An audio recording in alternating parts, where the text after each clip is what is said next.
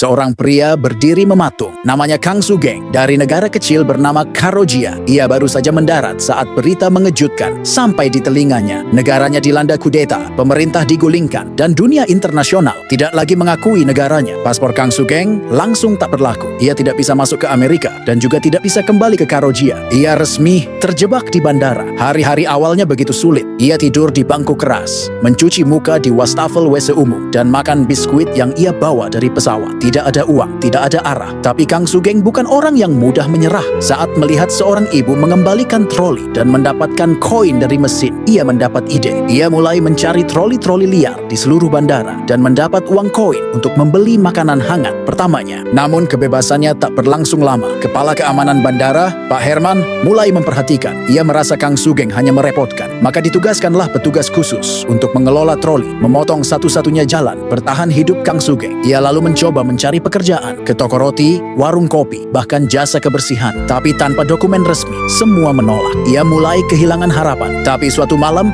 ia melihat dinding kotor dan retak di pojok terminal. Dulu, Kang Sugeng bekerja sebagai tukang bangunan. Maka ia mulai memperbaiki dinding itu diam-diam. Ia memolesnya. Keesokan harinya, semua orang terkagum. Pak Budi, seorang kontraktor, langsung menawarkan pekerjaan. Akhirnya, Kang Sugeng bekerja secara resmi meski tanpa keluar dari bandara. Hari demi hari, ia mulai dikenal. Ia berteman dengan petugas-petugas lain. Mas Doni, petugas cleaning yang cerewet tapi baik, dan Bu Rini, penjaga kantin yang ramah. Bahkan ia mulai dekat dengan seorang pramugari bernama Mbak Citra. Ia cantik, lembut, tapi hidupnya penuh luka. Meski hanya sesekali bertemu, Sugeng jatuh hati dalam diam. Sampai suatu hari, terjadi keributan. Seorang turis dari Eropa Timur bernama Mas Andre berteriak-teriak. Ia membawa obat untuk ayahnya, tapi tak punya izin resmi. Petugas hendak menyita obat itu. Mas Andre memohon sampai berlutut, tapi tak ada yang memahami bahasanya kecuali Kang Sugeng. Dengan tenang, Sugeng menjelaskan bahwa itu adalah obat hewan yang tak butuh izin. Petugas setuju, obat itu selamat dan sang ayah bisa diobati. Tapi tindakan Kang Sugeng membuat Pak Herman marah besar. Ia merasa dilewati. Ia mengancam akan melaporkan Kang Sugeng. Tapi semua orang sudah melihat siapa Sugeng sebenarnya. Orang asing yang sederhana, tapi berhati besar. Waktu terus berlalu.